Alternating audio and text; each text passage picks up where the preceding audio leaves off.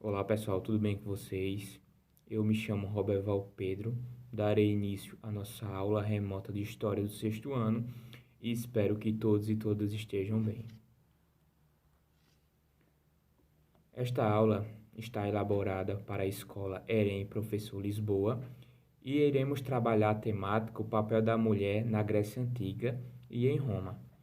Os componentes que ficarão responsáveis por trabalhar essas temáticas são Onildo e Patrícia, que ficarão responsáveis por trabalhar o papel da mulher em Roma, e Pedro Everton e Roberval Pedro, que sou eu, iremos tratar do papel da mulher na Grécia Antiga. Inicialmente, gostaria de enfatizar, certo, especificamente, que irei trabalhar Esparta. A Grécia Antiga foi uma civilização pertencente a um período da história grega, que abrange desde o período homérico dos séculos 12 e 9 a.C. até o fim da Antiguidade. Vejam só, Esparta ela foi uma cidade-estado da Grécia Antiga, que era localizada justamente na Grécia Antiga e era a principal cidade de uma região chamada Lacônia. E agora, dando seguimento, irei aprofundar no tema a participação feminina em Esparta. Então vejam só, a condição social e política da mulher na Grécia Antiga, elas se diferem, certo, dos direitos dos homens. Elas não eram consideradas cidadãs e, do mesmo modo que ocupavam as posições sociais, elas ocupavam cargos inferiores aos homens. Ou seja, quem ocupava os maiores cargos eram os homens em Esparta. Percebam que também as mulheres elas não podiam exercer cargos políticos, pois esses cargos ficavam responsáveis pelos homens, eram eles que atuavam. As mulheres elas eram excluídas dos debates públicos e políticos. Esses debates públicos e políticos só estavam relacionados aos homens, eles que podiam, certo? Elas podiam frequentar festas religiosas e aos santuários e oráculos. Os sacrifícios aos deuses ficavam por responsabilidade dos homens. As mulheres elas eram livres para circular na cidade, receber educação estatal que era destinada a atender às necessidades do seu meio social, e elas eram responsáveis pela agricultura, a logística, a economia, a manufatura do lar, porque os homens eles estavam em guerra, em conflitos, eles iam para os campos de guerra. Então o que acontecia? A mulher ela ficava responsável por administrar seu lar, ou seja, cuidar das crianças, cuidar da agricultura, administrar a economia e também, principalmente, de cuidar e mandar nos escravos, certo? Esses eram os papéis das mulheres espartanas. Sem contar que elas tinham o direito de bens, certo? Onde elas chegavam a controlar um quinto da terra, ou seja, as mulheres elas poderiam ter terra. E as mulheres espartanas, elas se casavam um pouco mais tarde comparado a outras. Porque o que acontece é que elas se casavam entre os seus 18 e 20 anos de idade. Nosso próximo ponto será trabalhar a educação de Espartas relacionado com o envolvimento da mulher. Então vejam só, de acordo com as leis de Licurgo, o que acontece? As mulheres elas deveriam receber a mesma educação que os homens até os 7 anos, certo? Até os 7 anos elas aprendiam a ler, a escrever, a tocar músicas e a dançar. E a partir desse mesmo período, tanto a criança, mulher, como o homem, enquanto criança, né? Ambos recebiam brinquedos destinados àqueles que iriam praticar quando crescessem, quando ficassem adultos. Então, a menina recebia brinquedos como bonecos e entre outros, certo? Como, por exemplo, trocar a roupa da boneca e se aperfeiçoar nesse sentido.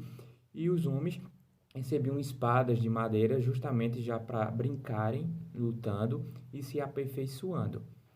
Então, o que acontece é que, passada essa fase, havia uma distribuição das funções sociais, que ela era conforme a idade e o sexo, certo?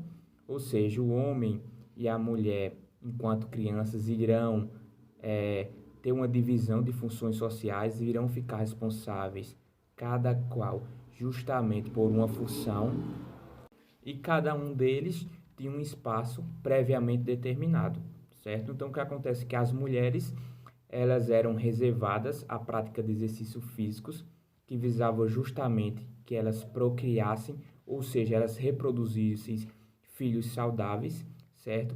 E elas praticavam exercícios que seriam os seguintes: seriam as corridas, os lançamentos de disco, a dança e entre outros. Ou seja, a mulher, ela participava da vida esportiva, ela atuava, certo? Mas qual seria o objetivo das mulheres praticar essas atividades? Seria justamente a reprodução, certo?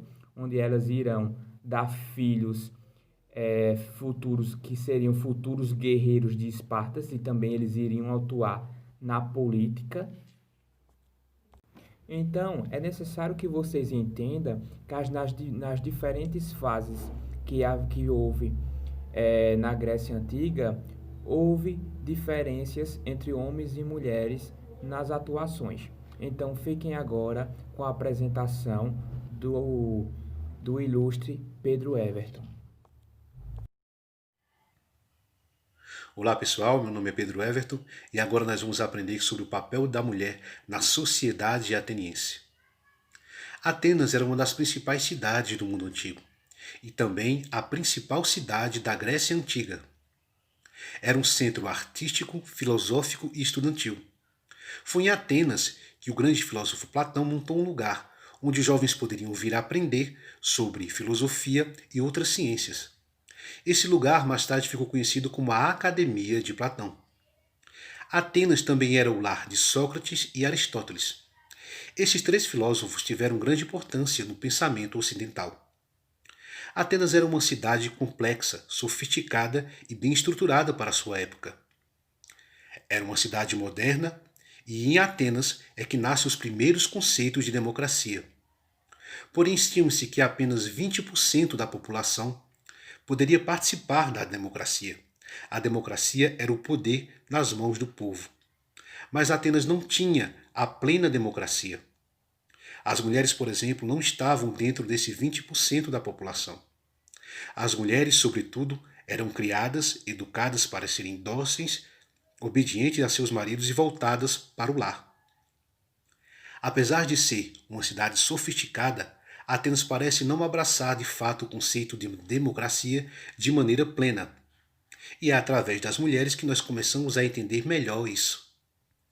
As mulheres eram voltadas para o lar e apenas para as questões do lar. Elas não poderiam participar das reuniões públicas nem tomar decisões, tampouco votar. Passados tantos anos, ainda hoje nós podemos pensar que mesmo com tanta tecnologia, mesmo com tanta sofisticação, as mulheres ainda não têm tantos direitos como deveriam ter. É viajando através da história que nós conseguimos entender muitas questões da sociedade atual. Olhando a sociedade ateniense, nós percebemos que o direito da mulher era diminuto e a participação feminina também. Hoje em dia, as mulheres já têm conquistado muitos direitos, mas ainda assim há muito para se conquistar. Os homens ainda ocupam os melhores cargos e as melhores posições nas esferas sociais. Fica a reflexão.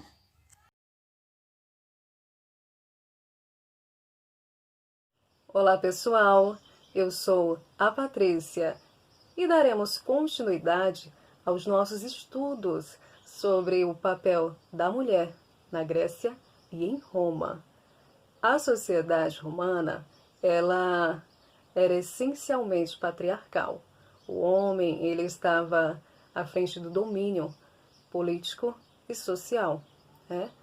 Então a gente percebe através dos cargos. Os homens estavam existentes no Senado, a gente tem uma série de imperadores, né? E a mulher ficou à margem né, da sua vida política.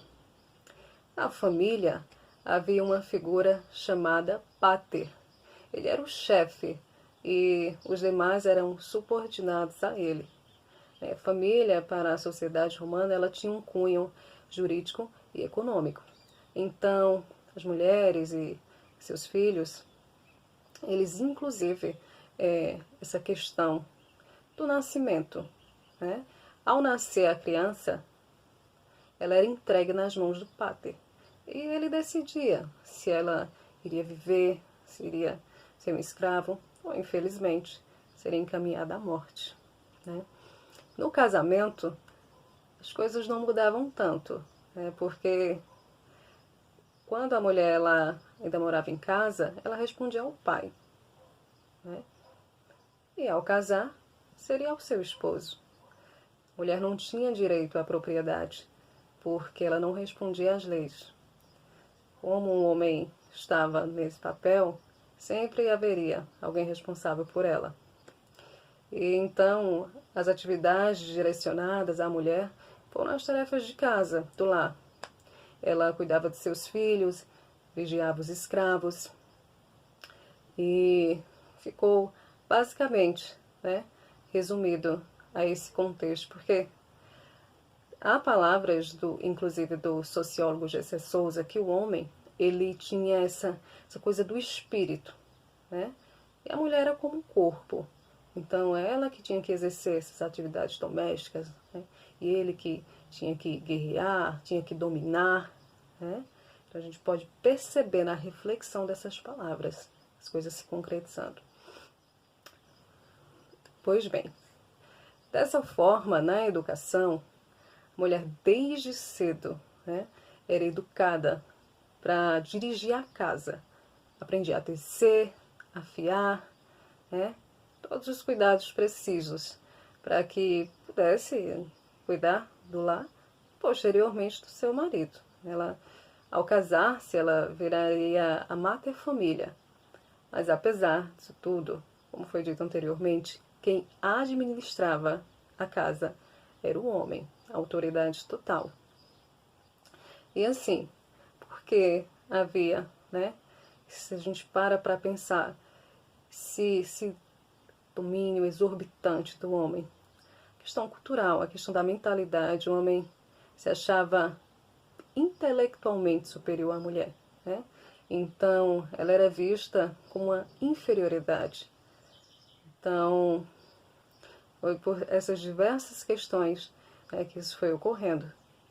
Mas a gente sabe que, através de luta, através de resistência, as mulheres conquistaram o seu espaço, né? Hoje nós temos direito à liberdade, à igualdade, e a gente pode perceber o quanto é importante lutar, né? Porque a gente questiona as estruturas e obtemos as nossas conquistas. Olá, pessoal que ama história. Vamos continuar falando sobre a mulher no período do romano. Temos que lembrar que quando falamos em Roma, não falamos apenas da cidade eterna dos dias atuais. Falamos de Roma, do Império Romano do tempo de Cristo. Vamos falar das mulheres um pouco antes e um pouco depois de Cristo. Vamos a remeter sobre mitos, a criação de mitos. A própria existência da cidade de Roma é uma criação mitológica. Em 753 a.C., há o mito de Rômulo e Remo, a qual fundou a cidade de Roma, e Rômulo sendo o primeiro rei. E por que eu chego a esse mito? Porque Rômulo e Remo eram filhos do deus Ares, em grego, em latim Marte, e de uma simples mãe mortal, Rhea Silvia. Daí o início para compreender o porquê que as mulheres eram tão discriminadas. Porque o homem, o pai, era um deus e a mulher apenas uma mortal, inferior. Daí a gente vai compreender as estátuas que eram feitas na época. Por exemplo, o imperador Augusto com os pés descalços. Por quê? Para dizer que como ele estava descalço, não precisava de sandálias para proteger seus pés, porque ele era um deus, ao contrário das mulheres. Como a colega agora há pouco ministrou, as mulheres eram inferiores porque não possuíam inteligência igual ao homem. Como as mulheres foram silenciadas em sua época? Simples. Quem escrevia as histórias na época? Os homens. Então por que os homens iam contar o que não podia interessar? Porque eles tinham medo de uma rebelião das mulheres e tomaram o poder. Porque eles sabiam da capacidade das mulheres. Vamos partir por que eles fizeram isto. Com o homem, quem não conhece o Imperador Calígula? Todo mundo acha ele um louco, um devasso. Mas estudos arqueológicos e antropológicos, e logicamente estudos dos historiadores, levam a crer que ele era um excelente administrador. Mas só que ele tinha vários inimigos. Então, se as mulheres eram tão inferiores, cabe às pesquisas históricas para mostrar que não. Vamos dar um exemplo. Cleópatra. Todos vão falar, mas Cleópatra era egípcia, certo? Mas o Império Romano também chegou lá, na busca da ânsia de poder. E por que Júlio César e Marco Antônio ficaram encantados? Não foi pela beleza, foi pela inteligência dela e pela política a qual ela sabia administrar de uma forma a tal que o septo do Império Romano não conseguiu dominar o Egito e tirar o poder dela. Ela continuou, de uma certa forma, a administrar o Egito, mesmo toda a pressão de Roma. Mas vamos abrir um pouco mais o Império em sua própria cerne. Vamos falar de 3 grandes mulheres, só para exemplificar. Livia Drusa, primeira imperatriz. Ela não é só primeira imperatriz porque era casada com Otávio Augusto, o primeiro imperador de Roma. Porque ela influenciava muito ele e ele era muito fiel a ela. Todos relatam que em vários momentos, quando o imperador estava tomando alguma decisão, ela sussurrava ao seu ouvido. E isto diziam-se que ela passava informações a qual ela pensava e o imperador ouvia e aceitava. Sendo ela a primeira mulher a ter uma cunhagem de uma imagem e uma moeda no Império Romano. Já mostra que a mulher não era tão inferior assim. Mas Messalina, uma segunda mulher muito importante. Quando falamos em Messalina, nós falamos em quê? Nós pensamos em quê? Pensamos nas coisas, na prostituição, nas tentativas de tomada do poder e em executar seu marido para colocar seu filho britânico no poder. Como ela era uma mulher muito política, foi alvo da própria política. Quem era a política na época? Os homens. E então eles tentaram defamá-la para poder apagar a imagem dela de uma grande pensadora, de uma grande política. E a única forma que poderia ser feito era colocá-la como uma prostituta devassa. Mas vamos passar um pouco mais na história e falar sobre uma das maiores mulheres que já existiu na face da Terra. No período romano, ela estava lá, Hipátia, de Alexandria. A Alexandria, na época, era parte de Roma. Roma tinha conquistado esse território. Ela estudou na Grécia. Ela se formou em filosofia, matemática, astronomia e lógica, sendo professora na universidade em Alexandria, dona de um dos maiores acervos de conhecimentos que o mundo antigo tinha. A sua morte é dita como o fim da antiguidade clássica, de tão importante ela era. Como uma mulher inferior, como querem dizer que as mulheres são, possuía tanta capacidade para ministrar aulas a tantos homens, com a capacidade que ela tinha na matemática, teoremas que foi ela que inventou. Infelizmente, os poucos relatos que passaram para a posteridade mostram que ela foi assassinada por uma ordem de cristão para poder tentar, porque diziam que ela incitava uma briga entre Cirilo e Oreste, que era o administrador de Alexandria e o bispo de Alexandria. Isso fez com que uma horda fossem atrás dela e a matassem, levassem para um local, tirasse a pele dela, descarnasse ela viva, infelizmente, e ateasse fogo ao corpo dela. Pessoal, a história tem que ser bem estudada, bem compreendida, porque as mulheres nunca foram inferiores. Esses 3 exemplos que eu lhe dei agora, junto com Cleópatra, são apenas exemplos. Existem muitas mulheres que foram silenciadas pela história. Cabe a nós, historiadores, arqueólogos e paleontólogos, procurar, e antropólogos também procurar vestígio para compreender melhor essa história. A mulher nunca foi inferior, colocaram-a como inferior. Somos muito bem inteligentes para saber que sem elas a humanidade não teria chegado ao apogeu a qual estamos hoje. Muito obrigado.